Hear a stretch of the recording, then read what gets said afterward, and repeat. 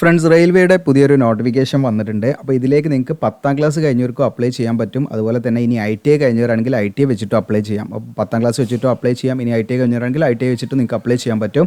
അപ്പോൾ വിളിച്ചിരിക്കുന്നത് വെച്ചാൽ അപ്രൻറ്റിസ്ഷിപ്പ് പ്രോഗ്രാമിലേക്കാണ് വിളിച്ചിരിക്കുന്നത്. അതായത് ബനാറസ് ലോക്കോമോട്ടീവ് വർക്സിലേക്കാണ്. ഇതിലേക്ക് യാതൊരുവിധ എക്സാമോ ഇൻ്റർവ്യൂ ഒന്നുമില്ല. പിന്നെ എങ്ങനെയാണ് ഇതിലേക്കുള്ള സെലക്ഷൻ നിങ്ങൾക്ക് ഡൗട്ട് ഉണ്ടാകും. അതെല്ലാം ഞാൻ വീഡിയോയിൽ പറയാം. എങ്ങനെയാണ് ഇതിലേക്ക് ഓൺലൈനായിട്ട് അപ്ലൈ ചെയ്യേണ്ടത്, എങ്ങനെയാണ് നമ്മളിതിലേക്ക് സെലക്ഷൻ തുടങ്ങിയുള്ള കാര്യങ്ങളെല്ലാം വിശദമാക്കുന്ന ഒരു വീഡിയോ ആണ്. അപ്പോൾ നിങ്ങൾക്ക് താല്പര്യം ഉണ്ടെങ്കിൽ നിങ്ങൾക്ക് എന്ത് ചെയ്യാം, ഇതിലേക്ക് അപ്ലൈ ചെയ്യാം. അപ്പോൾ ഇത്തരത്തിലുള്ള വീഡിയോസ് കാര്യങ്ങളൊക്കെ നിങ്ങൾക്ക് പെട്ടെന്ന് ലഭിക്കുന്നതിനായിട്ട് നമ്മുടെ ചാനൽ ഉടനെ നിങ്ങൾ സബ്സ്ക്രൈബ് ചെയ്തോളൂ, ബെല്ലേക്ക് എനേബിൾ ചെയ്തോളൂ. നിങ്ങളുടെ കൂടുതലൊക്കെ മാക്സിമം ഷെയർ ചെയ്ത് കൊടുക്കുക. വീഡിയോ യൂസ്ഫുൾ ആണെങ്കിൽ ലൈക്ക് ചെയ്യാനും മറക്കണ്ട. അപ്പോൾ നേരെ നമുക്ക് എന്ത് ചെയ്യാൻ നോട്ടിഫിക്കേഷൻ നോക്കാം. ഇതാണ് ഒഫീഷ്യൽ നോട്ടിഫിക്കേഷൻ. നിങ്ങൾക്ക് കൂടെ കാണാൻ പറ്റും. ബനാറസ് ലോക്കോമോട്ടീവ് വർക്സ് നിങ്ങൾക്ക് കൂടെ കാണാം. 5/7/2025 നോട്ടിഫിക്കേഷൻ വന്നിരിക്കുന്നത് കേട്ടോ. ഓക്കെ, അപ്പോൾ ഇതിൻ്റെ 47ാമത് ബാച്ചിലേക്കാണ് ഈ അപ്രൻറ്റീസ്ഷിപ്പ് പ്രോഗ്രാമിലേക്ക് വിളിച്ചിരിക്കുന്നത്. ഇതിൻ്റെ ഓൺലൈൻ അപേക്ഷയുടെ ലാസ്റ്റ് ഡേറ്റ് എന്ന് പറയുന്നത് നിങ്ങൾക്ക് August 5 വരെ അപ്ലൈ ചെയ്യും. അതായത് 5/8/2025 വരെ നിങ്ങൾക്ക് ഇതിലേക്ക് ഓൺലൈനായിട്ട് അപ്ലൈ ചെയ്യാൻ പറ്റും. അതുപോലെ നിങ്ങൾക്ക് ഇതിൽ ചെറിയൊരു ഫീ വരുന്നുണ്ട്. ഫീമെയിൽ കാൻഡിഡേറ്റ്സിനൊന്നും ഫീ ഇല്ല കേട്ടോ. മെയിൽ കാൻഡിഡേറ്റ്സിൽ ജനറൽ OBC കാൻഡിഡേറ്റ്സിനാണ് ഫീ ഉള്ളത്. SC ST കാൻഡിഡേറ്റ്സിനൊന്നും ഫീ ഇല്ല. അപ്പോൾ ഒരു 100 രൂപ ഫീ വരുന്നുണ്ട്. ആ ഫീ അടയ്ക്കേണ്ട അവസാന തീയതി 5/8/2025 ആണ്. പിന്നെ നമുക്ക് ഡോക്യുമെൻറ്റ്സ് അപ്ലോഡ് ചെയ്യേണ്ട ലാസ്റ്റ് ഡേറ്റ് 7/8/2025 വരെയാണ് ഇതിൻ്റെ ഡോക്യുമെൻറ്റ്സ് അപ്ലോഡ് ചെയ്യേണ്ട ലാസ്റ്റ് ഡേറ്റ്. അപ്പോൾ ഇങ്ങനെയാണ് 3 ഡേറ്റ്സ് വരുന്നത്. അപ്പോൾ നിങ്ങൾക്കിപ്പോൾ ഇതിലേക്ക് അപ്ലൈ ചെയ്ത് തുടങ്ങാവുന്നതാണ്. അപ്പോൾ ഇതിലേക്ക് നിങ്ങൾക്ക് ടോട്ടൽ വേക്കൻസി വന്നിരിക്കുന്നത് 374 വേക്കൻസിയാണ് വന്നിരിക്കുന്നത് കേട്ടോ. അതിൽ 300 vacancy ITI കാൻഡിഡേറ്റ്സിനും 74 vacancy non ITI എന്ന് പറഞ്ഞാൽ ജസ്റ്റ് 10ാം ക്ലാസ് മതി അതിലേക്ക് അപ്ലൈ ചെയ്യാൻ. ITI കാൻഡിഡേറ്റ്സ് എന്നുള്ള ITI കഴിഞ്ഞിരിക്കണം. ഇനി നോൺ ITI എന്നുള്ള കാറ്റഗറി ആണെങ്കിൽ നിങ്ങൾ 10ാം ക്ലാസ് വെച്ചിട്ട് അപ്ലൈ ചെയ്യാൻ പറ്റും. ഇങ്ങനെ 2 രീതിയിലാണ് ഈ ഒരു അപ്രൻറ്റീസ്ഷിപ്പ് വിളിച്ചിരിക്കുന്നത്. അപ്പോൾ ITIക്ക് ഉള്ള സീറ്റും അതിൻ്റെ റിസർവേഷനും കാര്യങ്ങളിലൂടെ കാണാം. ഏതൊക്കെ ട്രേഡാണ് ITI കഴിഞ്ഞവർക്കുള്ളതെന്ന് വെച്ചാൽ ഫിറ്ററാണ്. ഫിറ്ററിൽ നിങ്ങൾക്ക് ITI കഴിഞ്ഞവർക്ക് അപ്ലൈ ചെയ്യാൻ പറ്റും. 107 വേക്കൻസി ടോട്ടൽ. ജനറൽ 43, EWC അങ്ങനെ ഓരോ റിസർവ് വേക്കൻസീസ് ഇവിടെ കാണാം കേട്ടോ. പിന്നെ ഈ വേക്കൻസിയിലൊക്കെ നിശ്ചിത വേക്കൻസികൾ PWD കാൻഡിഡേറ്റ്സിനും എക്സ് സർവീസ്മെനും കുറച്ച് വേക്കൻസികളൊക്കെ ഉണ്ടായിരിക്കും. പിന്നെ കാർപ്പൻറ്ററിൽ നിങ്ങൾക്ക് 2 വേക്കൻസി ജനറൽ, 1 വേക്കൻസി OBCക്കാണ്. അപ്പോൾ ഈ 2 വേക്കൻസിയിലേക്ക് നിങ്ങൾക്ക് SC ST അതുപോലെ EWC കാൻഡിഡേറ്റ്സ് ആർക്കും ആണെങ്കിലും ഇതിലേക്ക് അപ്ലൈ ചെയ്യാം കേട്ടോ. ജനറൽ വേക്കൻസിയാണ്. അങ്ങനെ ടോട്ടൽ 3. പിന്നെ പെയിൻറ്റർ ജനറൽ ഒരു 7 വേക്കൻസി വരുന്നുണ്ട്. പിന്നെ മെഷീനിസ്റ്റിൽ total 67 vacancy. Then welder gas and electric 45 vacancy. ഇലക്ട്രീഷ്യന് 71 വേക്കൻസി. അങ്ങനെ 300 വേക്കൻസിയാണ് അതിൽ വരുന്നത്. പിന്നെ നമുക്ക് നോൺ ITI സീറ്റിൽ വന്നിരിക്കുന്നത് നോൺ ITI എന്ന് പറഞ്ഞാൽ ജസ്റ്റ് നിങ്ങൾക്ക് ഇതിലേക്ക് 10ാം ക്ലാസ് മാത്രം മതി ഇതിലേക്ക് അപ്ലൈ ചെയ്യാൻ. ഇതിലേക്ക് നിങ്ങൾക്ക് ഫിറ്ററിൽ 30 വേക്കൻസി, അതുപോലെ കാർപ്പൻറ്ററിലും പെയിൻറ്ററിലും ഇവിടെ നിലവിൽ വേക്കൻസി കാണിക്കുന്നില്ല. പിന്നെ അപ്പോൾ നിങ്ങൾക്ക് ഇതിൽ ഏത് ട്രേഡാണ് ഇഷ്ടം വെച്ചാൽ അതിലേക്ക് നിങ്ങൾക്ക് അപ്ലൈ ചെയ്യാം കേട്ടോ. Machinist 15 vacancy, welder gas and electric 11 vacancy, electrician 18 vacancy, അങ്ങനെ ടോട്ടൽ 24 വേക്കൻസി. അപ്പോൾ നിങ്ങൾക്ക് നോൺ ITI കാറ്റഗറിയിൽ അപ്രൻറ്റീസ്ഷിപ്പ് റെയിൽവേ തരുന്നുണ്ട് എന്നുള്ളത് വലിയൊരു കാര്യമാണ്. കാരണം നമ്മൾ ഈവൻ ITI പഠിക്കുക അല്ലെങ്കിൽ നമുക്ക് ടെക്നിക്കൽ മറ്റു കോഴ്സുകളൊന്നും പഠിക്കാതെ ഡയറക്റ്റ് നിങ്ങൾക്ക് 10ാം ക്ലാസ് കഴിഞ്ഞിട്ട് നിങ്ങൾക്ക് അപ്രൻറ്റീസ്ഷിപ്പ് റെയിൽവേ തരുന്നുണ്ട്. അപ്പോൾ അതുകൊണ്ടുള്ള ബെനിഫിറ്റ് എന്താണെന്ന് വെച്ചാൽ നിങ്ങൾക്ക് ഇത്തരം മേഖലയിലേക്ക് ഈ ഒരു അപ്രൻറ്റീസ്ഷിപ്പ് നിങ്ങൾക്ക് വെച്ചിട്ട് നിങ്ങൾക്ക് അപ്ലൈ ചെയ്യാൻ പറ്റും. മീൻസ് എന്തെങ്കിലും ജോലി സാധ്യതയും ഇനി പ്രൈവറ്റ് സെക്ടർ ആണെങ്കിൽ അങ്ങനെ പോകാം. ഇനി അതല്ല നമുക്ക് ഗ്രൂപ്പ് ഡിയിലൊക്കെ ഈ പറയുന്ന റെയിൽവേയിൽ അപ്രൻറ്റീസ്ഷിപ്പ് ചെയ്തവർക്ക് റിസർവേഷനൊക്കെ ഉണ്ടെന്നുള്ളത് നമ്മൾ മുൻപത്തെ ഗ്രൂപ്പ് ഡിയുടെ നോട്ടിഫിക്കേഷൻ നമ്മുടെ ചാനലിൽ കയറി നിങ്ങൾക്ക് കാണാൻ പറ്റും കേട്ടോ. നമ്മുടെ ചാനലിൽ കയറി നോക്കിയാൽ മതി. ഗ്രൂപ്പ് ഡിയുടെ ജസ്റ്റ് നിങ്ങൾ താഴോട്ട് ഇങ്ങനെ സ്ക്രോൾ ഡൗൺ ചെയ്ത് നോക്കിയാൽ മതി കേട്ടോ. അപ്പോൾ ഇതിൻ്റെ വീഡിയോസ് ഉണ്ടെങ്കിൽ എനിക്ക് കിട്ടിയാൽ ഞാൻ സെർച്ച് ചെയ്തതിൻ്റെ കുറേ മുൻപായിരിക്കും. 2024 നമുക്ക് വന്നത് ഗ്രൂപ്പ് ഡിൻ്റെത്. അപ്പോൾ അതിൻ്റെ വീഡിയോ ചെയ്ത സമയത്ത് ആ കാര്യങ്ങളൊക്കെ ഞാൻ വ്യക്തമായിട്ട് പറയുന്നുണ്ട്. അപ്പോൾ അത് വേണമെങ്കിൽ ഞാൻ ഇവിടെ ഐ ബട്ടണിൽ കൊടുക്കാൻ പറ്റുമോ, അല്ലെങ്കിൽ നമ്മൾ വീഡിയോയുടെ കമൻറ്റ് ബോക്സിൽ ചെയ്യാൻ പറ്റുമോ നോക്കാം കേട്ടോ. അല്ലെങ്കിൽ നമ്മുടെ ഗ്രൂപ്പിൽ ഏതെങ്കിലും ഇടാം. താല്പര്യമുള്ളവർക്ക് അത് കണ്ടു കഴിഞ്ഞാൽ അതിൻ്റെ ആ ബെനിഫിറ്റ് കാര്യങ്ങളൊക്കെ മനസ്സിലാക്കാൻ പറ്റും. ഇനി നിങ്ങൾ ശ്രദ്ധിക്കേണ്ട കാര്യങ്ങളൊക്കെയാണ് ഇവിടെ പറയുന്നത്. അതായത് ഇപ്പോൾ നിങ്ങൾ ഇതിലേക്ക് സെലക്ട് ആയി കഴിഞ്ഞാൽ, അതായത് നമ്മൾ ട്രെയിനിങ്ങിലേക്ക് വരുന്നതിന് മുൻപ് നമുക്ക് പ്രധാനമായിട്ടും ഫസ്റ്റ് നമ്മൾ അപ്രൻറ്റീസ്ഷിപ്പ് പോർട്ടലിൽ രജിസ്റ്റർ ചെയ്തിരിക്കണം. അപ്രൻറ്റീസ്ഷിപ്പ് പോർട്ടൽ എന്ന് പറഞ്ഞാൽ ഇതാണ്, NAPS ആണ്. ഇതിൻ്റെ ഡയറക്റ്റ് ലിങ്ക് ഒക്കെ ഞാൻ തരാം കേട്ടോ. എനിക്ക് NAPS ജസ്റ്റ് ഗൂഗിളിൽ നിങ്ങൾ NAPS അടിച്ചാൽ മതി. NAPS അടിച്ചാൽ മതി. അപ്പോൾ NAPSൽ വന്നിട്ട് നിങ്ങൾ ഓൾറെഡി ITI കഴിഞ്ഞ വിദ്യാർത്ഥികളൊക്കെ രജിസ്റ്റർ ചെയ്തിട്ടുണ്ടായിരിക്കും. ഇനി ITI കഴിയാത്തവരാണെങ്കിൽ, ഇനി ITI കഴിഞ്ഞിട്ട് രജിസ്റ്റർ ചെയ്യാത്തവരാണെങ്കിൽ ഇവിടെ ഏറ്റവും കോർണറിൽ റൈറ്റ് സൈഡ് കോർണറിൽ വരെ ലോഗിൻ രജിസ്റ്റർ എന്നുള്ള ക്ലിക്ക് ചെയ്യുക. എന്നിട്ട് നിങ്ങൾ എന്ത് ചെയ്യുന്നത് വെച്ചാൽ ഇവിടെ കാൻഡിഡേറ്റ്സ് എന്നുള്ള സെലക്ട് ചെയ്യാം. കാൻഡിഡേറ്റ്സ് എന്നുള്ള സെലക്ട് ചെയ്ത് നിങ്ങൾക്ക് ഇവിടെ കാണാം. ഇതിപ്പോൾ ലോഗിൻ ആസ് എ കാൻഡിഡേറ്റ്സ് എന്നുള്ള ബൈ ഡിഫോൾട്ട് ആയിട്ട് അത് വരുന്നത്. അപ്പോൾ ഇവിടെ കാണാം നിങ്ങൾക്ക് രജിസ്റ്റർ ആസ് എ കാൻഡിഡേറ്റ്സ് എന്നുള്ള സെലക്ട് ചെയ്യാം. നിങ്ങൾ ആ രജിസ്റ്റർ ആസ് എ കാൻഡിഡേറ്റ്സ് എന്നുള്ള സെലക്ട് ചെയ്ത് കഴിഞ്ഞാൽ നിങ്ങൾക്കിപ്പോൾ ITI സ്റ്റുഡൻ്റ് ആണെങ്കിൽ ITI സ്റ്റുഡൻ്റ് എന്ന് ക്ലിക്ക് ചെയ്ത് ITIയുടെ റോൾ നമ്പർ കൊടുക്കാം. ഇനിയിപ്പോൾ ITI പഠിക്കാത്ത വിദ്യാർത്ഥികൾ 10ാം ക്ലാസ് വെച്ചിട്ടുള്ള അപേക്ഷയിലേക്കാണ് രജിസ്റ്റർ ചെയ്യുന്നതെങ്കിൽ നിങ്ങൾ എന്ത് ചെയ്യുക, നിങ്ങളുടെ മൊബൈൽ നമ്പർ കൊടുക്കുക, ദെൻ ഇമെയിൽ ID കൊടുക്കുക, കൺഫർമേഷൻ കൊടുക്കുക. എന്നിട്ട് നിങ്ങൾ രജിസ്റ്റർ ചെയ്തിട്ട് ഇതിൽ ബാക്കി കാര്യങ്ങൾ എന്തൊക്കെയാണോ നിങ്ങളുടെ ക്വാളിഫിക്കേഷൻ ഡീറ്റെയിൽസ് കാര്യങ്ങളൊക്കെ ഇതിൽ ആഡ് ചെയ്യുക. നിങ്ങളുടെ എല്ലാ ഡീറ്റെയിൽസും പ്രൊഫൈൽ 100% ആക്കുക എന്നുള്ളതാണ് കേട്ടോ. അപ്പോൾ അത് നിങ്ങൾ കംപ്ലീറ്റ് ചെയ്യണം. അപ്പോൾ അത് നിങ്ങൾ ഈ പറയുന്ന ഇതിലേക്ക് നമുക്ക് ട്രെയിനിങ് ലഭിക്കുന്നതിന് മുൻപ് നമ്മൾ നിർബന്ധമായിട്ടും കംപ്ലീറ്റ് ചെയ്യണം. അപ്പോൾ അങ്ങനെ നമ്മുടെ ആ ഒരു രജിസ്ട്രേഷൻ നമ്മൾ നടത്തിയിട്ടില്ലെങ്കിൽ നമ്മുടെ കാൻഡിഡേറ്റ്സ് റിജക്റ്റ് ആവും. അപ്പോൾ ചുരുക്കി പറഞ്ഞാൽ നിങ്ങൾക്ക് വലിയ പ്രശ്നങ്ങളൊന്നുമില്ല. ജസ്റ്റ് നിങ്ങൾ എന്ത് ചെയ്യുക, ഒരു അക്കൗണ്ട് ഇതിൽ രജിസ്റ്റർ ചെയ്തിരിക്കുക എന്നുള്ളതാണ്. ഈ ആപ്സിൽ ജസ്റ്റ് നമ്മൾ എന്ത് ചെയ്യുക, ഒന്ന് രജിസ്റ്റർ ചെയ്തിരിക്കുക, നമ്മുടെ പ്രൊഫൈൽ ഒന്ന് കംപ്ലീറ്റ് ചെയ്യുക എന്നുള്ള കാര്യങ്ങളുള്ളൂ നമ്മൾ ഫസ്റ്റ് ആയിട്ടൊന്ന് ചെയ്ത് വെക്കേണ്ടത് കേട്ടോ. ഓക്കെ, അപ്പോൾ അത് പ്രത്യേകം ശ്രദ്ധിക്കുക.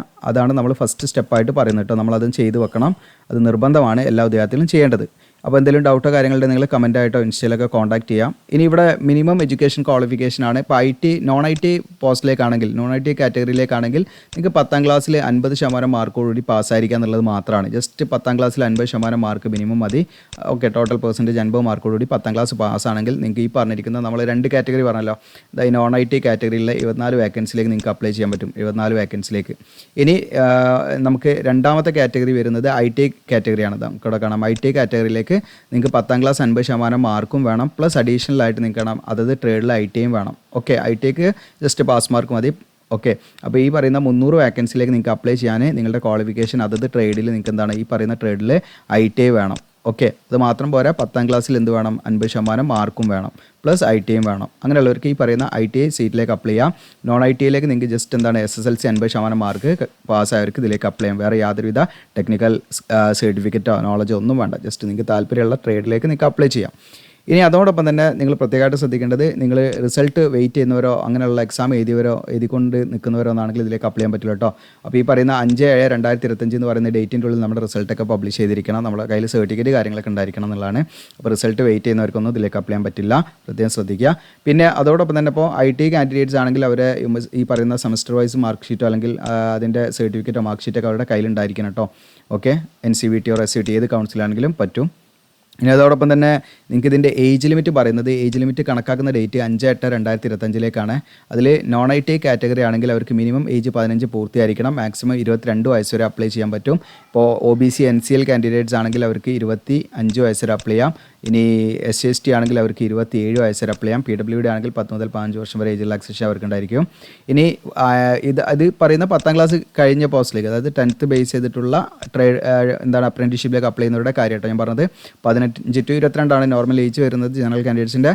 അതുപോലെ റിസർവ് വാക്കൻസിയിലേക്കാണെങ്കിൽ അവർക്ക് ഈ പറയുന്ന ഏജ് റിലാക്സേഷൻ ഉണ്ടായിരിക്കും. ഇനി ITI ക്വാളിഫിക്കേഷൻ വെച്ച് അപ്ലൈ ചെയ്യുന്ന ഉദ്യോഗാർത്ഥികൾക്ക് അതത് ട്രേഡിലേക്ക് നിങ്ങൾക്ക് ഈ പറയുന്ന 15 വയസ്സ് to 24 വയസ്സ് വരെയാണ് ഏജ് ലിമിറ്റ് വരുന്നത്. ഏജ് റിലാക്സേഷൻ ഉണ്ടായിരിക്കും. വെൽഡറും കാർപ്പൻറ്ററിനും വേറെ തന്നെ ഏജാണ്. വെൽഡറിൻ്റെയും കാർപ്പൻറ്ററിൻ്റെ ഏജ് ഇവിടെ പറയുന്നുണ്ട് 15 to 22 ഉള്ളൂ കേട്ടോ. ഓക്കെ, ബാക്കി എല്ലാ ട്രേഡിലേക്കും ITI വെച്ചിട്ട് അപ്ലൈ ചെയ്യുന്നവർക്ക് 15 to 24 വയസ്സ് വരെ ഇതിലേക്ക് അപ്ലൈ ചെയ്യാം. വെൽഡർ ആൻഡ് കാർപ്പൻറ്റർ ട്രേഡിലേക്ക് ITI വെച്ചിട്ട് അപ്ലൈ ചെയ്യുന്നവർക്ക് 15 to 22 വയസ്സ് വരെയും അപ്ലൈ ചെയ്യാം. സാധാരണ ഏജ് റിലാക്സേഷൻ ഉണ്ടായിരിക്കും. ഞാൻ പറഞ്ഞു, SC/ST ആണെങ്കിൽ 5 വർഷം, OBC ആണെങ്കിൽ 3 വർഷം റിലാക്സേഷൻ ഉണ്ട്. ദെൻ ഫിസിക്കലി ഹാൻഡിക്കാപ്ഡ് PWD കാൻഡിഡേറ്റ്സിൽ 10 മുതൽ 15 വർഷവും എക്സ് സർവീസ്മാന് നിശ്ചയമുള്ള ഏജ് റിലാക്സേഷൻ കാര്യങ്ങളുണ്ടായിരിക്കും. ഓക്കെ, ഇനി ഇതിൻ്റെ സെലക്ഷൻ പ്രോസസ്സാണ് ഇവിടെ പറയുന്നത്. സെലക്ഷൻ പ്രോസസ്സ് എന്ന് പറഞ്ഞാൽ ഇപ്പോൾ നിങ്ങൾക്ക് ITI യോഗ്യത വെച്ച് അപ്ലൈ ചെയ്ത ഉദ്യോഗാർത്ഥികളാണെങ്കിലും ഇനി നോൺ ITI ആണെങ്കിലും, അതായത് 10ാം ക്ലാസ് വെച്ച് അപ്ലൈ ചെയ്ത ഉദ്യോഗാർത്ഥികളാണെങ്കിലും ഏത് കാറ്റഗറി ആണെങ്കിലും നിങ്ങളെ 10ാം ക്ലാസ്സിൻ്റെ മാർക്ക് ബേസ് ചെയ്തിട്ടാണ് ഇതിലേക്ക് സെലക്ട് ചെയ്യുക. ഓക്കെ, ചുരുക്കി പറഞ്ഞാൽ നിങ്ങളെ 10ാം ക്ലാസ്സിൽ നിങ്ങൾക്ക് അത്യാവശ്യം മാർക്ക് കിട്ടിയിട്ടുണ്ടെങ്കിൽ നിങ്ങൾ ഈ ഒരു ലിസ്റ്റിൽ വരാനുള്ള സാധ്യത കൂടുതലാണ്. അതല്ലാതെ ഇപ്പോൾ ITIക്ക് വേറെ സെലക്ഷൻ മെത്തേഡോ ഒന്നുമില്ല. ITIയുടെ സർട്ടിഫിക്കറ്റിൻ്റെ മാർക്കോ കാര്യങ്ങളോ ഒന്നും ഈ സെലക്ഷനിൽ നോക്കുന്നില്ല. ITI കാറ്റഗറിയിലേക്ക് നിങ്ങൾ അപ്ലൈ ചെയ്താണെങ്കിൽ ITI പാസ്സായിരിക്കണം എന്നുള്ള കണ്ടീഷനുള്ളൂ. ഒന്നുകൂടെ ചുരുക്കി പറയാം. അപ്പോൾ ഇതിലേക്കുള്ള സെലക്ഷൻ എന്ന് പറഞ്ഞാൽ ഇപ്പോൾ 2 കാറ്റഗറി ആണല്ലോ. ഒന്ന് 10ാം ക്ലാസ് വെച്ച് അപ്ലൈ ചെയ്യുന്നവരുണ്ട്. രണ്ടാമത്തെ കാറ്റഗറി, ഇതിപ്പോൾ ഒന്നാമത്തെ കാറ്റഗറി. രണ്ടാമത്തെ കാറ്റഗറി നമ്മൾ ITI 10ാം class plus ITI. Okay, 10ാം class plus ITI വെച്ചിട്ട് അപ്ലൈ ചെയ്യുന്നവരുണ്ട്. അപ്പോൾ ഈ 2 കാറ്റഗറിയിലേക്കും സെലക്ഷൻ മെത്തേഡ് എന്ന് പറഞ്ഞാൽ ഒരു ഒറ്റ ക്രൈറ്റീരിയ ആണ് ഇവിടെ എടുക്കുന്നത്. അതായത് 10ാം ക്ലാസ്സിൽ നിങ്ങൾക്ക് കിട്ടിയിരിക്കുന്ന മാർക്കിൻ്റെ പെർസെൻറ്റേജ് നോക്കിയിട്ടാണ് മെറിറ്റ് ലിസ്റ്റ് തയ്യാറാക്കുക. ഓക്കെ, അപ്പോൾ ഈ 2 കാറ്റഗറി, അതായത് 10ാം ക്ലാസ് യോഗ്യത വെച്ച് അപ്ലൈ ചെയ്യുന്നവരാണെങ്കിലും ITI യോഗ്യത വെച്ച് അപ്ലൈ ചെയ്യുന്നവരാണെങ്കിലും ഇതിൻ്റെ സെലക്ഷൻ മെത്തേഡിൽ എടുക്കുന്ന ക്രൈറ്റീരിയ എന്ന് പറയുന്നത് നിങ്ങൾക്ക് 10ാം ക്ലാസ്സിൽ എത്ര പെർസെൻറ്റേജ് മാർക്ക് കിട്ടി, അതിൽ ഏറ്റവും കൂടുതൽ മാർക്ക് കിട്ടിയൊരു ലിസ്റ്റിലുണ്ടാകും. ഓക്കെ, അതല്ലാതെ ITIയുടെ മാർക്ക് എന്ത് ചെയ്യുന്നില്ല, ITI കാറ്റഗറിയിലേക്ക് അപ്ലൈ ചെയ്യുന്നുണ്ട് വിചാരിച്ച് നിങ്ങളുടെ ITI മാർക്ക് പരിഗണിക്കുന്നില്ല. ITIയിൽ ജസ്റ്റ് നിങ്ങൾ പാസ്സാൽ മതി, നിങ്ങളുടെ വാലിഡ് ആയുള്ള സർട്ടിഫിക്കറ്റ് ഉണ്ടായാൽ മതി എന്നുള്ളതാണ്. ഇനിയിപ്പോൾ ഇൻ കേസ് നിങ്ങൾ ഈ പറയുന്ന മാർക്കിൽ ഒരേ പോലെ മാർക്കുള്ള 2 ഉദ്യോഗാർത്ഥികൾ വന്നു കഴിഞ്ഞാൽ അവിടെ ഏറ്റവും കൂടുതലുള്ള ഉദ്യോഗാർത്ഥികൾ എന്തെയും പരിഗണിക്കും. ഇനി ഏജും ഒരേ സെയിം ഡേറ്റ് ഓഫ് ബർത്ത് വന്നു കഴിഞ്ഞാൽ പിന്നെ ഏറ്റവും ആദ്യം 10ാം ക്ലാസ് പാസ്സായ ഉദ്യോഗാർത്ഥിയെ പരിഗണിക്കും. അങ്ങനെയാണ് ടൈ ബ്രേക്ക് ചെയ്യുക. ഇനി ഇതിൻ്റെ സ്റ്റൈപ്പൻഡ് എന്ന് പറഞ്ഞാൽ റെയിൽവേയുടെ ഏകദേശം ഒരു 7,000 to 10,000 ആ റേഞ്ചിലാണ് നമുക്ക് സ്റ്റൈപ്പൻഡ് ലഭിക്കുക കേട്ടോ. ഓക്കെ, ഇനി ഇവിടെ നിങ്ങൾക്ക് ഏതെങ്കിലും ഒരു ട്രേഡിലേക്ക് ഒരു ഉദ്യോഗാർത്ഥിക്ക് അപ്ലൈ ചെയ്യാൻ പറ്റുള്ളൂ. ഒന്നെങ്കിൽ ITIൻ്റെ ഏതെങ്കിലും ഒരു ട്രേഡിലേക്ക്, അല്ലെങ്കിൽ 10ാം ക്ലാസ് വെച്ചിട്ട് ഏതെങ്കിലും ഒന്നിലേക്ക് അപ്ലൈ ചെയ്യാൻ പറ്റുള്ളൂ. ITIയും 10ാം ക്ലാസ്സും രണ്ടും പാടെ അപ്ലൈ ചെയ്യാൻ പറ്റില്ല. അങ്ങനെ അപ്ലൈ ചെയ്താൽ നിങ്ങളുടെ കാൻഡിഡേറ്റ്സ് റിജക്റ്റ് ആയിപ്പോട്ടോ. ഇപ്പോൾ എക്സാമ്പിൾ ഞാൻ പറയുകയാണെങ്കിൽ ഇപ്പോൾ ഞാനിപ്പോൾ ITI കഴിഞ്ഞ ഉദ്യോഗാർത്ഥിയാണെന്ന് വിചാരിക്കുക. അപ്പം എനിക്ക് SSLC യോഗ്യത ഉണ്ടല്ലോ. SSLC കഴിഞ്ഞിട്ടാണ് ഞാൻ ITI ചെയ്തത്. SSLC പ്ലസ് IT ആണ് എൻ്റെ യോഗ്യത. അപ്പോൾ ഞാൻ വിചാരിക്കുകയാണ് ഈ രണ്ടെണ്ണത്തിലേക്ക്, അതായത് ITI വെച്ചിട്ടുള്ള ITൻ്റെ ആ ഒരു പോസ്റ്റിലേക്ക് അപ്ലൈ ചെയ്തു. ഇനി 10ാം ക്ലാസ് നോൺ ITI കാറ്റഗറിയിൽ 10ാം ക്ലാസ്സും വെച്ച് അപ്ലൈ ചെയ്തു. അങ്ങനെ നമുക്ക് അപ്ലൈ ചെയ്യാൻ പറ്റില്ല. ഏതെങ്കിലും ഒന്നിലേക്ക്, ഒന്നുകിൽ ITI വെച്ചുള്ളതിലേക്ക് അപ്ലൈ ചെയ്യാം, അതല്ലെങ്കിൽ നിങ്ങൾക്ക് 10ാം ക്ലാസ് വെച്ചുള്ളതിലേക്ക് കേട്ടോ. ഏതെങ്കിലും ഒന്നിലേക്ക് അപ്ലൈ ചെയ്യാൻ പറ്റുള്ളൂ. രണ്ടിലേക്ക് നിങ്ങൾ അപ്ലൈ ചെയ്ത് കഴിഞ്ഞാൽ നിങ്ങളുടെ അപേക്ഷ റിജക്റ്റ് ആയി പോകും. പ്രത്യേകം ശ്രദ്ധിക്കുക. പിന്നെ അപേക്ഷാ ഫീസ് 100 രൂപ വരുന്നുണ്ടെന്ന് പറഞ്ഞു. അപ്പോൾ അപേക്ഷാ ഫീസ് ഈ പറയുന്ന SC ST അതുപോലെ PWD കാൻഡിഡേറ്റ്സ് അതുപോലെ ഫീമെയിൽ കാൻഡിഡേറ്റ്സ് ഏത് കാറ്റഗറി ആണെങ്കിലും അവർക്ക് എന്തില്ല, യാതൊരുവിധ അപേക്ഷാ ഫീസും കൊടുക്കേണ്ട, ഫ്രീ ആയിട്ട് അപ്ലൈ ചെയ്യാം. ഓക്കെ. ബാക്കിയുള്ള ഉദ്യോഗാർത്ഥികൾക്ക് മെയിൽ കാൻഡിഡേറ്റ്സ് ആയിട്ടുള്ള ജനറൽ OBC കാൻഡിഡേറ്റ്സിന് 100 രൂപ അപേക്ഷാ ഫീസായിട്ട് കൊടുക്കണം. അപേക്ഷാ ഫീസ് നിങ്ങൾ ഓൺലൈനായിട്ടാണ് ഫീ അടയ്ക്കേണ്ടത്. അപ്പോൾ ഇതിൻ്റെ ലാസ്റ്റ് ഡേറ്റ് എന്ന് പറയുന്നത് 5/8/2025 ഒന്നുകൂടെ ഓർമ്മിപ്പിക്കുകയാണ്. അതോടൊപ്പം തന്നെ നമ്മൾ ഓൺലൈനായിട്ട് അപ്ലൈ ചെയ്യുന്ന സമയത്ത് നമ്മൾ എന്ത് ചെയ്യണം, ഫോട്ടോഗ്രാഫൊക്കെ അപ്ലോഡ് ചെയ്യണം. JPG ഫോർമാറ്റിൽ 20 to 50 KB ആണ്. അതിന് ഡേറ്റ് ഒക്കെ പ്രിൻറ്റ് ചെയ്യണം. അതിൻ്റെ കാര്യങ്ങൾ ഞാൻ പറഞ്ഞുതരാം. പിന്നെ അഡീഷണൽ ആയിട്ട് നമ്മൾ സെൽഫ് സർട്ടിഫൈഡ് ആയിട്ടുള്ള ഫോട്ടോ കോപ്പി, സർട്ടിഫിക്കറ്റിൻ്റെ ഫോട്ടോ കോപ്പി JPG ഫോർമാറ്റിൽ നമ്മൾ അപ്ലോഡ് ചെയ്യണം. അപ്പോൾ എന്തൊക്കെ സർട്ടിഫിക്കറ്റിൻ്റെ ഫോട്ടോ കോപ്പിയാണ്, നമ്മൾ സെൽഫ് സർട്ടിഫൈഡ് ആയിരിക്കണം, സെൽഫ് അറ്റസ്റ്റഡ് ആയിരിക്കണം, പ്രത്യേകം ശ്രദ്ധിക്കുക. അങ്ങനെയുള്ള ഫോട്ടോസ്റ്റാറ്റ് എടുക്കുക. നമ്മളൊരു സർട്ടിഫിക്കറ്റിൻ്റെ ഫോട്ടോസ്റ്റാറ്റ് എടുക്കുക, എന്നിട്ട് സെൽഫ് അറ്റസ്റ്റ് ചെയ്യുക, എന്നിട്ട് അത് സ്കാൻ ചെയ്ത് അപ്ലോഡ് ചെയ്യണം. അങ്ങനെ എന്തൊക്കെ സർട്ടിഫിക്കറ്റാണ് നമ്മൾ അപ്ലോഡ് ചെയ്യുന്നത് വെച്ചാൽ 10ാം ക്ലാസ്സിൽ സർട്ടിഫിക്കറ്റ് അപ്ലോഡ് ചെയ്യണം. അത് ഡേറ്റ് ഓഫ് ബർത്തിൻ്റെ പ്രൂഫിന് വേണ്ടി, നമ്മുടെ എഡ്യൂക്കേഷൻ ക്വാളിഫിക്കേഷൻ്റെ പ്രൂഫിന് വേണ്ടിയിട്ടാണ് വേണ്ടത്. പിന്നെ മാർക്ക് ഷീറ്റ്, ITI സർട്ടിഫിക്കറ്റിൻ്റെ സർട്ടിഫിക്കറ്റ് അല്ലെങ്കിൽ അതിൻ്റെ മാർക്ക് ഷീറ്റ് നമ്മൾ അപ്ലോഡ് ചെയ്യണം. പിന്നെ നമ്മൾ SC ST OBC കാൻഡിഡേറ്റ്സ് ഒക്കെ ആണെങ്കിൽ സെൻട്രൽ ഗവൺമെൻറ് പർപ്പസിന് വേണ്ടി തയ്യാറാക്കിയ സർട്ടിഫിക്കറ്റ് അതിലേക്ക് അപ്ലോഡ് ചെയ്യണം. OBC കാൻഡിഡേറ്റ്സ് ആണെങ്കിൽ നിങ്ങൾ പ്രത്യേകം ശ്രദ്ധിക്കേണ്ടത് നോൺ ക്രിമിനൽ സർട്ടിഫിക്കറ്റ് ആണ് അപ്ലോഡ് ചെയ്യേണ്ടത്. ഒരിക്കലും നമ്മൾ കാസ്റ്റ് സർട്ടിഫിക്കറ്റ് അല്ല, പ്രത്യേകം ശ്രദ്ധിക്കുക. OBC നോൺ ക്രിമിനൽ സർട്ടിഫിക്കറ്റ് ആണ്. അവർ ഈ പറയുന്ന ഡേറ്റിൻ്റെ ഉള്ളിലായിരിക്കണം കേട്ടോ. അതായത് ഈ പറയുന്ന 1/1/2025 എന്ന് പറയുന്ന ഡേറ്റിനോ അതിന് ശേഷമോ എടുത്ത വാലിഡ് സർട്ടിഫിക്കറ്റ് ആയിരിക്കണം. അതായത് 2024 ഡിസംബറിൽ എടുത്ത സർട്ടിഫിക്കറ്റ്, അതിൻ്റെ മുൻപെടുത്ത സർട്ടിഫിക്കറ്റ് ഒന്നും പറ്റില്ല എന്ന് സാരം. 1/1/2025 ശേഷം ഇഷ്യൂ ചെയ്ത valid certificate OBC NCL certificate ഉണ്ടെങ്കിൽ അത് വെച്ചിട്ട് അപ്ലൈ ചെയ്യാം, അതിലേക്ക് അപ്ലോഡ് ചെയ്യാവുന്നതാണ്. ഇനി അതല്ല, അങ്ങനെയുള്ള സർട്ടിഫിക്കറ്റ് നിങ്ങൾ കയ്യിലില്ലെങ്കിൽ വാലിഡ് സർട്ടിഫിക്കറ്റിന് അപ്ലൈ ചെയ്യുക പെട്ടെന്ന് തന്നെ. പിന്നെ PWD കാൻഡിഡേറ്റ്സ് ആണെങ്കിൽ അവരുടെ കാറ്റഗറി സർട്ടിഫിക്കറ്റിൽ അപ്ലോഡ് ചെയ്യണം. എക്സ് സർവീസ്മാൻ ആണെങ്കിൽ എക്സ് സർവീസിൻ്റെ സർട്ടിഫിക്കറ്റ് അപ്ലോഡ് ചെയ്യണം. ബാക്കിയുള്ള ഉദ്യോഗാർത്ഥികൾ അതൊന്നും ചെയ്യേണ്ട ആവശ്യമില്ല. അപ്ലിക്കേഷൻ ഫീൻ്റെ ഡീറ്റെയിൽസ് നമ്മളതിൽ ഫില്ല് ചെയ്തിട്ട് നമ്മൾ എന്ത് ചെയ്യണം, അതിൻ്റെ ഡീറ്റെയിൽസ് നമ്മളതിലേക്ക് അപ്ഡേറ്റ് ചെയ്യണം. ഓക്കെ, അത് അപ്ലോഡ് ചെയ്യണം. അതിൻ്റെ റെസിപ്റ്റ് എടുത്ത് അപ്ലോഡ് ചെയ്യേണ്ടി വരും. അതാണ് അവിടെ പറയുന്നത് കേട്ടോ. ആ ഡീറ്റെയിൽസ് അത് നോക്കണം, നിങ്ങൾ അപ്ലോഡ് ചെയ്യുന്ന സമയത്ത് നോക്കണം കേട്ടോ എന്തൊക്കെയുള്ളത് വെച്ചാൽ.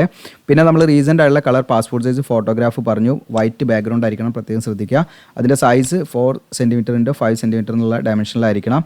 അതിൽ ഫോട്ടോഗ്രാഫിൽ പ്രത്യേകം ശ്രദ്ധിക്കുക, നിങ്ങളുടെ നെയിം, ഫുൾ നെയിം അതിലെന്ത് ചെയ്യണം, ക്യാപിറ്റൽ ലെറ്ററിൽ നിങ്ങൾ എന്ത് ചെയ്യണം, നെയിം അതിൽ പ്രിൻറ്റ് ചെയ്യണം. അതുപോലെ ഫോട്ടോ എടുത്ത ഡേറ്റ് നിങ്ങൾ എന്ത് ചെയ്യണം, പ്രിൻറ്റ് ചെയ്യണം. അപ്പോൾ റീസെൻ്റ് ആയുള്ള ഫോട്ടോ തന്നെ ആയിരിക്കട്ടെ, ഒരു 2 weeks അല്ലെങ്കിൽ 3 weeksൻ്റെ ഉള്ളിൽ എടുത്ത ഫോട്ടോ തന്നെ ആയിരിക്കാം, പ്രത്യേകം ശ്രദ്ധിക്കുക. അല്ല ഇനി അതിൻ്റെ കുറേ മുൻപുള്ള ഫോട്ടോ ആണെങ്കിൽ നിങ്ങൾ പുതിയ ഫോട്ടോ എടുക്കട്ടെ വൈറ്റ് ബാക്ക്ഗ്രൗണ്ടിൽ. എന്നിട്ട് അതിൽ നിങ്ങളുടെ പേര് ക്യാപിറ്റൽ ലെറ്ററിൽ പ്രിൻറ്റ് ചെയ്യുക. അതിൻ്റെ അടിയിൽ നിങ്ങൾ ഫോട്ടോ എടുത്ത ഡേറ്റ് എന്ന് വെച്ചാൽ ഡേറ്റും നിങ്ങൾ പ്രിൻറ്റ് ചെയ്യുക. അതേ സെയിം ഫോട്ടോ ഒരു 8 കോപ്പി നിങ്ങളുടെ കയ്യിൽ സൂക്ഷിക്കാൻ മറക്കണ്ട. അല്ലെങ്കിൽ സോഫ്റ്റ് കോപ്പി ആക്കി നമ്മളവിടെ വെച്ചാൽ മതി, ആവശ്യമുള്ള എടുക്കാന്നുള്ള ലെവലിൽ നിങ്ങൾ ഇപ്പോഴേ എടുത്ത് വെക്കേണ്ട ആവശ്യമൊന്നുമില്ല. പിന്നെ അതിൻ്റെ മറ്റു റിക്രൂട്ട്മെൻറ്റ് ആവശ്യങ്ങൾക്ക് വേണ്ടിയിട്ട് അത് ആവശ്യം വരും എന്നുള്ളതാണ്. ആ സെയിം ഫോട്ടോ തന്നെ നമ്മളവിടെ സബ്മിറ്റ് ചെയ്യേണ്ടി വരും. ഓക്കെ, അങ്ങനെ നിങ്ങൾ മാർക്ക് അടിസ്ഥാനത്തിൽ നിങ്ങളുടെ ലിസ്റ്റ് തയ്യാറാക്കിയാൽ അത് നമ്മുടെ ഒഫീഷ്യൽ പോർട്ടലിൽ BLW ഒഫീഷ്യൽ പോർട്ടൽ എന്ത് ചെയ്യും, അത് അപ്ലോഡ് ചെയ്യും കേട്ടോ. ഓക്കെ, അപ്പോൾ ഇത്രയാണ് ഒഫീഷ്യൽ നോട്ടിഫിക്കേഷനിൽ പ്രധാനമായിട്ടും നിങ്ങൾ മനസ്സിലാക്കിയിരിക്കേണ്ട കാര്യങ്ങൾ. ഇനി എങ്ങനെയാണ് നമ്മളിതിലേക്ക് അപ്ലൈ ചെയ്യേണ്ടതെന്നുള്ള കാര്യങ്ങളിലേക്കാണ് വരുന്നത്. അതിനുവേണ്ടി നിങ്ങൾ ചെയ്യേണ്ടത്, നമ്മുടെ വീഡിയോയുടെ ഡിസ്ക്രിപ്ഷനിൽ അപ്ലൈ ചെയ്യുന്ന ലിങ്ക് ഉണ്ടാകും, അതിൽ ക്ലിക്ക് ചെയ്യുക. അതിൽ ക്ലിക്ക് ചെയ്യുമ്പോൾ നമ്മുടെ വെബ്സൈറ്റിലേക്കാണ് വരുന്നത്. GeoCLGland നമ്മുടെ വെബ്സൈറ്റിലാണ് വരിക. താഴെ സ്ക്രോൾ ഡൗൺ ചെയ്യുക. അപ്പോൾ ഇവിടെ നിങ്ങൾക്ക് ഈസി ടൂൾസ് ഉണ്ട്, അത് ഫോട്ടോ റീസൈസ് ചെയ്യാനുള്ള ഓപ്ഷൻസും മറ്റു കാര്യങ്ങളൊക്കെ അതിലുണ്ട്. അതുപോലെ ജോബ് അപ്ഡേറ്റ്സ് കമ്മ്യൂണിറ്റി ഉണ്ട്, നിങ്ങൾക്ക് പ്രൈവറ്റ് ജോബ്സ്, അതുപോലെ നിങ്ങൾക്ക് ഈ പറയുന്ന airport jobs, work from home jobs, അങ്ങനെയുള്ള ജോബ്സൊക്കെ നമ്മൾ ലിസ്റ്റ് ചെയ്യുന്നൊരു കമ്മ്യൂണിറ്റിയാണ്. താല്പര്യം ജോയിൻ ചെയ്യുക. പിന്നെ എക്സാം ബുക്സിൻ്റെ അതിൽ ഞാൻ പുതിയ നിങ്ങൾക്ക് എന്താണ് വിവിധ എക്സാമുകൾക്ക് വേണ്ടിയിട്ട് അതിലേക്ക് ലിങ്കുകൾ ആഡ് ചെയ്യാനുള്ള വേണ്ടിയിട്ടാണ്. താഴോട്ട് സ്ക്രോൾ ഡൗൺ ചെയ്യുക. നിങ്ങൾ ഇവിടെ ലേറ്റസ്റ്റ് ജോബ്സിൽ കാണാം BLW അപ്രൻറ്റീസ് റിക്രൂട്ട്മെൻറ്റ് എന്ന് പറഞ്ഞിട്ട് താഴെ ഇവിടെ കാണാൻ നിൽക്കുക. ഇവിടെ ഇപ്പോൾ ഇത് കണ്ടില്ല, നമ്മൾ പുതിയ പോസ്റ്റ് ആഡ് ചെയ്യുമ്പം അതാണ് ഏറ്റവും മുകളിൽ നിൽക്കട്ടെ, ബാക്കിയുള്ള അടിയിൽ ഇങ്ങനെ പോകും. അപ്പോൾ അങ്ങനെ കണ്ടില്ല, റീഡ് മോർ എന്നുള്ള ക്ലിക്ക് ചെയ്താൽ നിങ്ങൾക്ക് കണ്ടെത്താൻ പറ്റും. ഓക്കെ, അപ്പോൾ അത് BLW അപ്രൻറ്റീസ് എന്നുള്ളത് നിങ്ങൾ ടൈറ്റിൽ നോക്കിയാൽ മതിയല്ലോ, BLW അപ്രൻറ്റീസ് എന്നുള്ളത് നോക്കുക. അപ്പോൾ ഇവിടെ നമ്മുടെ സോഷ്യൽ മീഡിയ ഐക്കൺസ് ഉണ്ട്, ഇതിലൊക്കെ ഫോളോ ചെയ്യുക, നിങ്ങൾക്ക് അപ്ഡേഷൻ കാര്യങ്ങളൊക്കെ പെട്ടെന്നൊക്കെ അറിയാൻ പറ്റും. താഴെ സ്ക്രോൾ ഡൗൺ ചെയ്യുക നിങ്ങൾ. അപ്പോൾ ഇമ്പോർട്ടൻറ്റ് ലിങ്ക്സ് പറഞ്ഞിട്ട് ഒരു ടേബിൾ ഉണ്ട്, ഇവിടെ കാണാൻ നിങ്ങൾക്ക്. ഇമ്പോർട്ടൻറ്റ് ലിങ്ക്സിൽ നോട്ടിഫിക്കേഷൻ ഇവിടെ നിന്ന് ഡൗൺലോഡ് ചെയ്യാം, അപ്ലിക്കേഷൻ ഫോം എന്നുള്ളതുണ്ട്. പിന്നെ ഞാൻ നാപ്സിൻ്റെ ലിങ്ക് ഞാൻ അപ്ലിക്കേഷൻ ഫോമിൻ്റെ താഴെ ഇവിടെ തരാം കേട്ടോ. നാപ്സിൻ്റെ അല്ലെങ്കിൽ നോട്ടിഫിക്കേഷൻ വീഡിയോൻ്റെ താഴെയായിട്ട് നാപ്സിൻ്റെ ലിങ്ക്, നാപ്സിൻ്റെ പറഞ്ഞാൽ ഇതിൻ്റെ ഈ സൈറ്റിൻ്റെ നമ്മൾ രജിസ്റ്റർ ചെയ്യണം എന്നല്ല, ഒരു അക്കൗണ്ട് ക്രിയേറ്റ് ചെയ്ത് വെക്കണം എന്ന് പറഞ്ഞല്ലോ. ഓക്കെ, അപ്പോൾ നമ്മൾ നാപ്സിൻ്റെ ജസ്റ്റ് നമ്മളിതിൽ കയറിയിട്ട് എന്ത് ചെയ്യണം, രജിസ്റ്റർ ചെയ്ത് വെക്കണം. അതെല്ലാ ഉദ്യോഗാർത്ഥികളും ചെയ്യേണ്ടതാണ് കേട്ടോ. ITI കഴിഞ്ഞവരാണെങ്കിലും ITI കഴിയാത്തവരാണെങ്കിലും 10ാം ക്ലാസ് യോഗ്യത വെച്ച് അപ്ലൈ ചെയ്യുന്നവരാണെങ്കിലും ഇനി ITI കഴിഞ്ഞ് അപ്ലൈ ചെയ്യുന്നവരാണെങ്കിലും കേട്ടോ.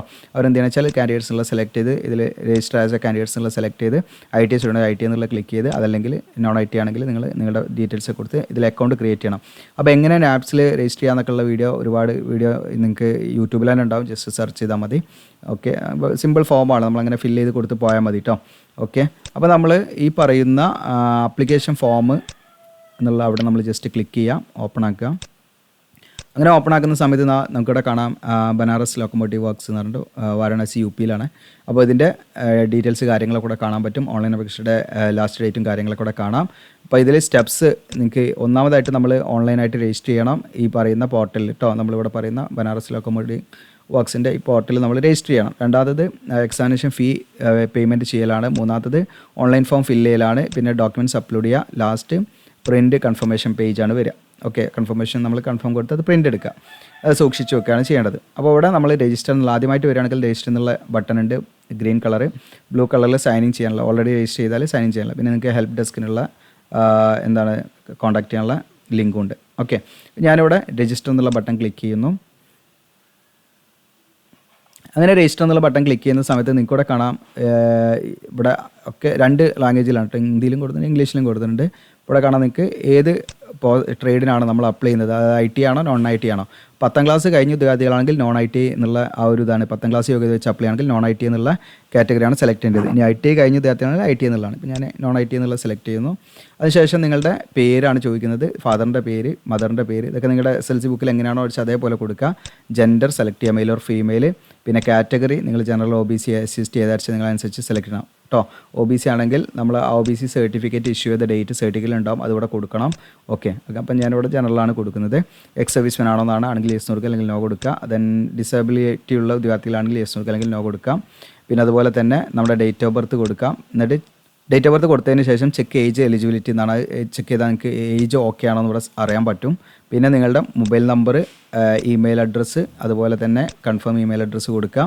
അതിനുശേഷം നമ്മുടെ എഡ്യൂക്കേഷൻ ക്വാളിഫിക്കേഷൻ ഡീറ്റെയിൽസ് ആണ്, നമ്മളെ 10ാം ക്ലാസ് ആണല്ലോ ഇതിൻ്റെ യോഗ്യത. അപ്പോൾ അതിൻ്റെ ബോർഡാണ് ചോദിക്കുന്നത്. അപ്പോൾ നമ്മളിവിടെ കേരള ബോർഡ് ഓഫ്, ഇപ്പം നിങ്ങൾ കേരള സ്റ്റേറ്റ് ബോർഡ് ആണെങ്കിൽ ഇവിടെ ഉണ്ട് കേരള.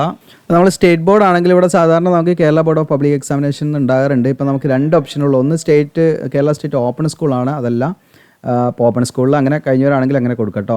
ഇനി അതെല്ലാം നിങ്ങൾക്ക് കേരള ഹയർ സെക്കൻഡറി എക്സാമിനേഷൻ ബോർഡിനെ നമുക്കിവിടെ ഉള്ളൂ കേട്ടോ. ആ ഒരു ഓപ്ഷൻ നമുക്ക് കൊടുക്കാൻ പറ്റുള്ളൂ. പിന്നെ അതേഴ്സിനുള്ള ഓപ്ഷനൊന്നും ഇതിലില്ല. ഓക്കെ, പിന്നെ ഇവിടെ എവിടെയെങ്കിലും കാണുന്നുണ്ടോ നോക്കട്ടെ, ഞാൻ നോക്കിയിട്ട് കാണുന്നില്ല. പിന്നെ CBSE ഒക്കെ ഇതിലുണ്ട് കേട്ടോ. ഇപ്പോൾ സ്റ്റേറ്റ് ബോർഡ് ഇതാണ്, നമുക്ക് Kerala board of public examination എന്നാണ് വേണ്ടത്. പക്ഷേ ഇവിടെ ഹയർ സെക്കൻഡറി വന്നിട്ടുണ്ട്, അതാണ് കേരള ഹയർ സെക്കൻഡറി എന്ന് പറയുന്നത്. നമുക്ക് +2 ബോർഡാണ് വരുന്നത്. അപ്പോൾ തൽക്കാലം നമുക്കത് കൊടുക്കലോ ഇവിടെ ഓപ്ഷനുള്ളൂ. ഓക്കെ, അപ്പോൾ നമ്മളത് കൊടുക്കേണ്ടി വരും. നിങ്ങൾ നോക്കട്ടെ, നിങ്ങൾ അപ്ലൈ ചെയ്യുമ്പം ഇതിലേതെങ്കിലും കാണുന്നുണ്ടോ എന്ന്. ഞാനിപ്പോൾ നോക്കിയിട്ട് കാണുന്നില്ല. ഓക്കെ, നമ്മളത് കൊടുക്കുന്നു. അതിനുശേഷം ഇയർ ഓഫ് പാസിങ്, നമ്മൾ പാസ് ഔട്ടായ വർഷം ഏതാണ് ചിലത് കൊടുക്കാം നിങ്ങൾ. അതിനുശേഷം എൻറോൾമെൻറ്റ് നമ്പർ, നമ്മുടെ രജിസ്റ്റർ നമ്പർ കൊടുത്താൽ മതി കേട്ടോ. അതായത് നമ്മുടെ സർട്ടിഫിക്കറ്റ് നമ്പർ ഉണ്ടാവില്ല, അത് കൊടുക്കാം. പിന്നെ നമ്മുടെ ഗ്രേഡ് സിസ്റ്റമാണ് ഇവിടെ ചോദിക്കുന്നത്. നമുക്ക് ഗ്രേഡ് ആണെങ്കിൽ യെസ് എന്ന് കൊടുക്കാം. അതിനുശേഷം CGPA ആണ്. അപ്പോൾ നമുക്ക് ഇവിടെ ഒരു പ്രശ്നം എന്താണെന്ന് വെച്ചാൽ, ഇപ്പോൾ നമ്മളിവിടെ നോ കൊടുത്താൽ നമ്മൾ ടോട്ടൽ മാർക്കും ഒബ്റ്റൈൻഡ് മാർക്കും കൊടുക്കണം. അതല്ലെങ്കിൽ നമ്മൾ CGPA കൊടുക്കണം. CGPA എന്ന് പറഞ്ഞാൽ ക്യുമുലേറ്റീവ് ഗ്രേഡ് പോയിൻ്റ് ആവറേജ് ആണ്. അപ്പോൾ നമുക്ക് നമ്മുടെ സർട്ടിഫിക്കറ്റിൽ CGPA ഒന്നും മെൻഷൻ ചെയ്തിട്ടില്ല. നമുക്ക് ടോട്ടൽ കിട്ടിയ മാർക്കോ അല്ലെങ്കിൽ ഒന്നും അറിയില്ല. നമ്മുടെ സർട്ടിഫിക്കറ്റിൽ ജസ്റ്റ് ഗ്രേഡ് മാത്രമേ ഉള്ളൂ. അപ്പോൾ അതാണ് നമ്മൾ നേരിടുന്ന ഏറ്റവും വലിയ ഒരു വെല്ലുവിളിയാണ്. അപ്പോൾ അതിന് നിങ്ങൾക്കൊരു സൊല്യൂഷൻ എന്താണെന്ന് വെച്ചാൽ, നിങ്ങൾക്ക് 2 സൊല്യൂഷൻ ഉണ്ട്. ഇപ്പോൾ നമ്മുടെ വെബ്സൈറ്റിൻ്റെ ഹോം പേജ് എടുക്കാം. ഹോം പേജിൽ നിങ്ങൾക്ക് അവിടെ കാണാം ഈസി ടൂൾ ക്ലിക്ക് ചെയ്യാം. അപ്പോൾ നിങ്ങളിത് മുഴുവൻ കേൾക്കട്ടെ ഞാൻ പറയുന്ന കാര്യം. ഈസി ടൂൾ ക്ലിക്ക് ചെയ്താൽ നിങ്ങൾക്ക് കാണാം SSLC 10% കാൽക്കുലേറ്റർ ഉണ്ട്, അതിൽ എടുക്കാം. അതെടുത്ത് കഴിഞ്ഞാൽ താഴോട്ട് സ്ക്രോൾ ഡൗൺ ചെയ്യുക. ഇവിടെ ഒരു കാൽക്കുലേറ്റർ ഇട്ടുണ്ട്, അത് നോക്കണ്ട, അതിലിട്ടാലും ഏകദേശം ഒരു ആവറേജ് നമുക്ക് കിട്ടും. ഞാനിവിടെ ഒരു വീഡിയോ ചെയ്തിട്ടുണ്ട്, ഇവിടെ ജസ്റ്റ് അത് വരും കേട്ടോ. ഈ വീഡിയോ നിങ്ങൾക്ക് ഇതിൽ അറ്റാച്ച് ചെയ്തിട്ടുണ്ട്. അതായത് SSLC ഗ്രേഡിൻ്റെ എളുപ്പത്തിൽ നമുക്ക് പെർസെൻറ്റേജ് ആക്കാം. അപ്പോൾ ഞാൻ നിങ്ങളോട് തീർച്ചയായിട്ടും പറയുകയാണ്, ഇതൊരിക്കലും കറക്റ്റ് പെർസെൻറ്റേജ് നമുക്ക് കിട്ടില്ല. നമുക്ക് ആവറേജ് എടുക്കാൻ പറ്റും, അതായത് ഒരു ശരാശരി പെർസെൻറ്റേജ് എടുക്കാം. ആ പെർസെൻറ്റേജിന് നമുക്ക് മാർക്കായിട്ട് കൺവേർട്ട് ആക്കാനും പറ്റും. അപ്പോൾ നമുക്ക് ഔട്ട് ഓഫ് വരുന്നത് 650 വരുന്നത്, 680 SSLCയുടെ ടോട്ടൽ മാർക്ക് വരുന്നത്.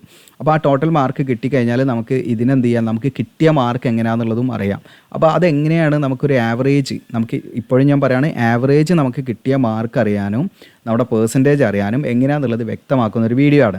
അപ്പോൾ നിങ്ങൾ ചെയ്യേണ്ട കാര്യം എന്ന് വെച്ചാൽ ഇപ്പോൾ ആവറേജ് എന്ന് പറയുമ്പോൾ ഇത് മെയിനായിട്ട് ഇവിടെ ഇപ്പോൾ ഫോർ എക്സാമ്പിൾ SSLCയുടെ പെർസെൻറ്റേജിനെ ബേസ് ചെയ്തിട്ടാണ് ഇതിലേക്ക് സെലക്ഷൻ നടക്കുന്നത്. അപ്പോൾ നമ്മൾ കറക്റ്റ് ഡീറ്റെയിൽസ് കൊടുക്കണം എന്നുള്ളതാണ് അതിൻ്റെ മാനദണ്ഡം. അപ്പോൾ നമ്മൾ ആവറേജ് എടുത്ത് കൊടുത്താൽ അവർ ആക്സെപ്റ്റ് ചെയ്യുകയോ ചെയ്യില്ല എന്നുള്ളത് നമുക്ക് പറയാൻ പറ്റില്ല. അത് അവരുടെ തീരുമാനമായിരിക്കും. കാരണം നമുക്കുള്ള നമ്മുടെ സർട്ടിഫിക്കറ്റ് നമുക്ക് ഒരു ഒറിജിനൽ സർട്ടിഫിക്കറ്റ് എന്ന് പറഞ്ഞിട്ട് നമുക്ക് ഇഷ്യൂ ചെയ്ത് വരുന്നത് നമുക്ക് ഗ്രേഡാണ് വരുന്നത്. എന്നാൽ നിങ്ങൾക്ക് പരീക്ഷാ ഭവനിൽ കോൺടാക്ട് ചെയ്താൽ നമുക്ക് കറക്റ്റ് നമ്മുടെ സ്കോർ കാർഡ് കിട്ടും. അതായത് ഗ്രേഡ് അല്ല, നമ്മുടെ സർട്ടിഫിക്കറ്റ് അല്ല, നമ്മുടെ സ്കോർ കാർഡ് കിട്ടും. അപ്പോൾ ആ സ്കോർ കാർഡ് നിങ്ങൾ വാങ്ങുകയാണെങ്കിൽ അതാണ് ഏറ്റവും ഉത്തമം, ഏറ്റവും ബെസ്റ്റ്. നിങ്ങൾക്ക് ആ സ്കോർ കാർഡ് വാങ്ങാൻ തിരുവനന്തപുരം പോകാനൊന്നും സമയമില്ല, അല്ല ജസ്റ്റ് ഒന്ന് അപ്ലൈ ചെയ്ത് നോക്കുക, എങ്ങനെ ഒക്കെ ആണെങ്കിൽ നിങ്ങളുടെ ഒരു ആവറേജ് മാർക്ക് നിങ്ങൾക്ക് അറിയണമെങ്കിൽ ഇങ്ങനെ ചെയ്ത് നോക്കാം. അപ്പോൾ ഈ ഒരു മെത്തേഡ് ഞാൻ ഒരിക്കലും നിങ്ങൾക്ക് റെക്കമെൻഡ് ചെയ്യുന്നില്ല. നിങ്ങൾ സ്കോർ കാർഡ് വാങ്ങുകയാണെങ്കിൽ അതാണ് ഏറ്റവും നല്ലത്. ഇത് നമുക്ക് നമുക്ക് മേ ബി അവർ പരിഗണിക്കുകയാണോ പരിഗണിക്കില്ലേ നമുക്ക് പറയാൻ പറ്റില്ല കേട്ടോ.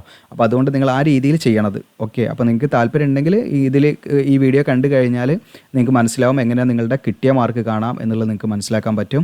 അങ്ങനെ ചെയ്യുകയാണെങ്കിൽ നിങ്ങൾക്ക് അങ്ങനെയാണ് ചെയ്യാൻ താല്പര്യമെങ്കിൽ നിങ്ങൾ എന്ത് ചെയ്യുക, ഇവിടെ നിങ്ങൾക്ക് നോ കൊടുത്തിട്ട് ടോട്ടൽ മാർക്ക് 650 അടിക്കുക, കിട്ടിയ മാർക്ക് ഇവിടെ അടിക്കുക, പെർസെൻറ്റേജ് ഇവിടെ ഓട്ടോമാറ്റിക് കാൽക്കുലേറ്റ് ആവും. എന്നിട്ട് നമ്മൾ ക്യാപ്ച അടിക്കുക, എന്നിട്ട് റീഡ് ചെയ്തുള്ള ജസ്റ്റ് ഡിക്ലറേഷൻ കൊടുക്കുക. ഓക്കെ, എന്നിട്ട് നമ്മൾ സബ്മിറ്റ് എന്നുള്ള ബട്ടൺ ഇവിടെ കാണാൻ പറ്റും, സബ്മിറ്റ് കൊടുക്കുക. അപ്പോൾ നമ്മുടെ ഫസ്റ്റ് സ്റ്റെപ്പ് ആ രജിസ്ട്രേഷൻ അവിടെ കംപ്ലീറ്റ് ആവും. ഓക്കെ, അപ്പോൾ ഇങ്ങനെയാണ് ചെയ്യേണ്ടത്. അപ്പോൾ ഇതിൻ്റെ ബാക്കി കാര്യങ്ങൾ നമ്മൾ ചെയ്ത് കാണിക്കണമെങ്കിൽ നിങ്ങൾ കൂടുതൽ കമൻറ്റ് ഉണ്ടെങ്കിൽ നമ്മൾ വേറൊരു വീഡിയോ ആയിട്ട് ചെയ്യാം.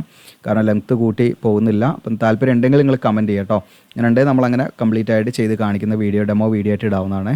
അപ്പോൾ വീഡിയോ ഇഷ്ടപ്പെട്ടാൽ ലൈക്ക് ചെയ്യാനും ഷെയർ ചെയ്യാനും മറക്കണ്ട. Okay, thank you.